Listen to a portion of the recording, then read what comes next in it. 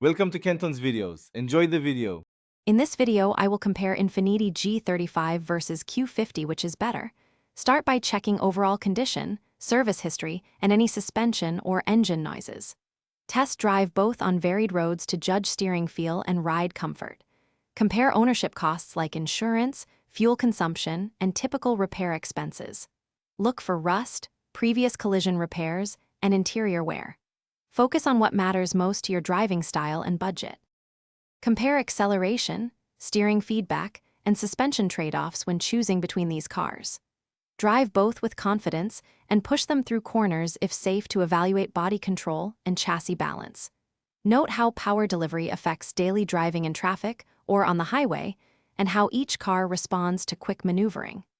Consider transmission behavior and whether a manual or automatic suits your taste for engagement or convenience. If you're finding this helpful, please subscribe and hit like so I can keep making car guides. Quick recommendation: these leak-proof containers make meal prep easy and avoid messy trunk spills during weekend drives to the track or grocery runs. They seal tightly, stack neatly, and save time when packing lunches for road trips. Check the description for the link and other deals, then now let's get back to the video. Think about long-term ownership costs and day-to-day comfort before deciding. Check seat support, noise levels, and climate control performance during your test drives. Ask sellers about timing belt or chain history, recent major services, and any recurring issues.